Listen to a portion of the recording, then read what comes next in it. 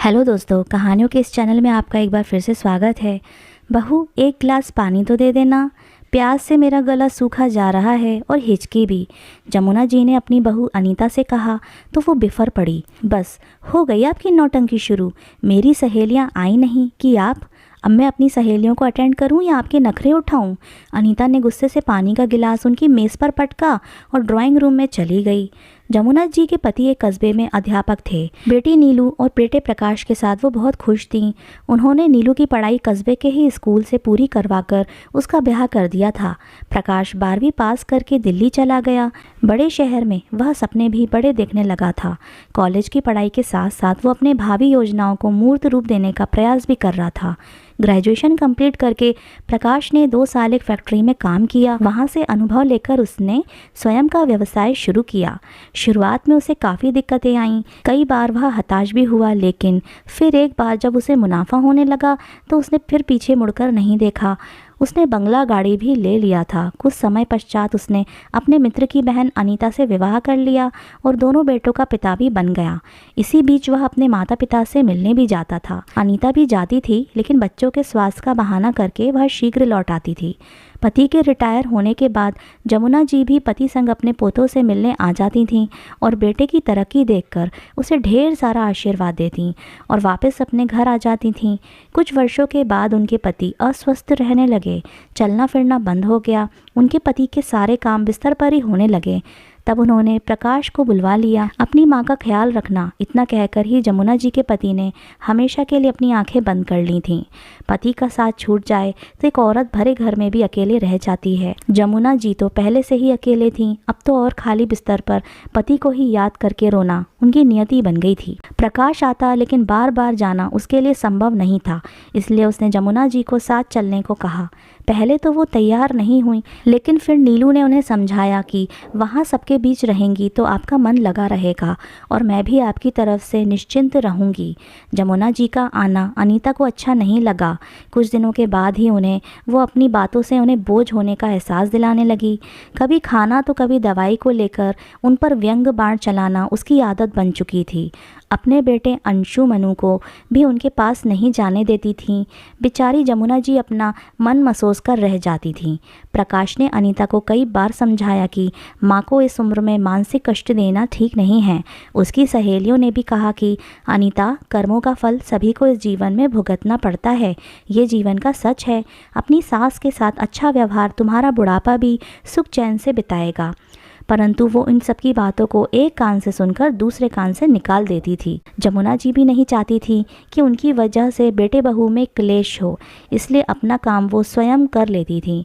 आज उनके गठिया का दर्द बढ़ गया था, इसलिए पानी के लिए बहू को बोली तो वो भड़क गई थी। फिर भी जमुना जी ने अपनी बहू को सुखी रहने का आशीर्वाद ही दिया। दिन बीतने लगे। लंबे समय तक बीमार रहने के कारण एक दिन जमुना जी स्वर्ग सिधार गईं।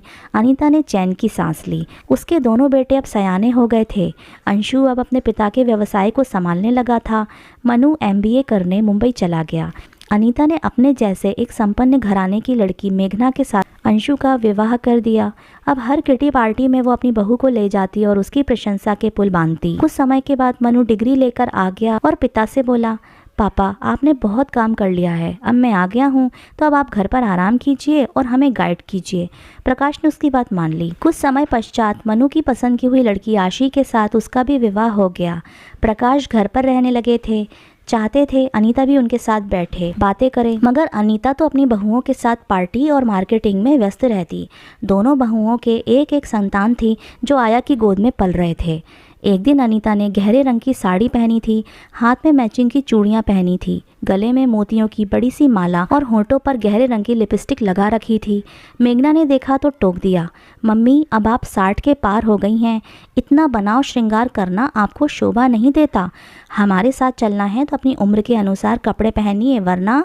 उस दिन अनीता को बुरा तो लगा, लेकिन फिर उसने अपनी गर्दन झटक ली। लेकिन कहते हैं कि इंसान की ज़बान एक बार खुल जाए तो फिर वो अपनी हदें भूल जाता है। मेघना और आशी भी अब बेवक्त अपनी सास को रोकने टोकने लगी। उनका मन होता तो सास को अपने साथ ले जाती, नहीं तो कह देती, मम्मी, पापा जी की तबीयत ठीक नहीं रहती है, अब आप घर पर ही रहकर उनको कंपनी दीजिए। सुनकर अमिता खून के घूंट पीकर रह जाती। एक दिन प्रकाश को बहुत तेज बुखार था। अंशु ने डॉक्टर को कॉल किया। डॉक्टर उनका चेकअप करके बोले, दवा लिख देता हूँ, समय पर देते रहिएगा और खाने में पतली खिचड़ी ही दीजिएगा। अनीता ने मेघना से खिचड़ी बनाने के लिए कहा तो वो थोड़ी चिढ़कर बोली, क्या मम्मी, इतना छोटा सा तो काम है, आप खुद बना लीजिए। मेरी सहेलियां ड्राइंग रूम में बैठी हैं, अभी मुझे उनको अटेंड करना है। अनीता को अपना अतीत याद आ गया और उसकी आंखों से आंसू निकल पड़े। रसोई में जाकर उसने खिचड़ी बनाई और प्रकाश को खिलाया। जिस घर की कभी अनीता मालकिन थी, उस घर पर दोनों बहुओं का राज हो गया था। उन्हें अपने पति के साथ एक कमरे में कैद हो जाना पड़ा। प्रकाश की सेहत दिनों दिन बिगड़ती जा रही थी। इलाज के लिए कभी वो अंशु को कहती तो कभी मनु को।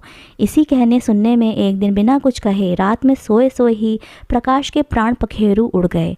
अमिता अकेली रह गई। बेटे कभी कभार हाल समाचार पूछने आ जाते, तब वो कुछ कहती तो अंशु तपाक से कहता, इसमें क्या नया है मम्मी, हर बहू तो अपनी सास के साथ ऐसा ही करती है। बेटे का इशारा वो समझ गई थी। समय बीतता गया। एक दिन आशी ने घर पर किटी पार्टी रखी थी। उसने अपनी सास को सख्त हिदायत दे दी थी कि अपने कमरे से बाहर मत निकलिएगा। अनीता ने भी हाँ कर दी थी, लेकिन कुछ देर के बाद अचानक उनके पैर में मरोड़ होने लगा।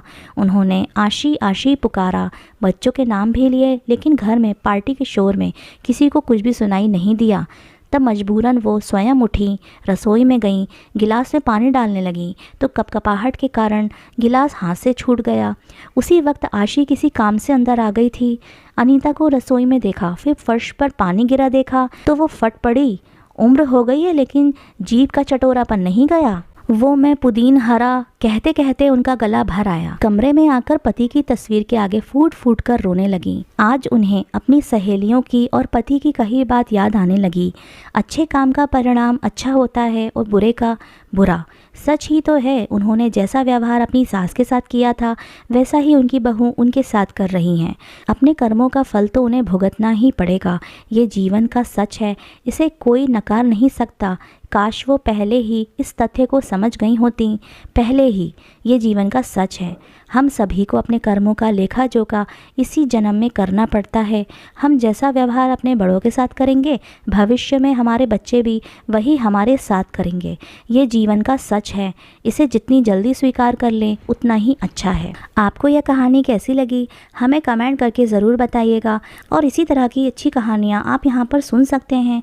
यहाँ उपस्थित शिक्षाप्रद कहानियाँ आपका मनोरंजन करने के साथ साथ आपको दिशा भी देंगी। तो बने रहिए हमारे साथ और हमारे प्रयास को सफल बनाइए।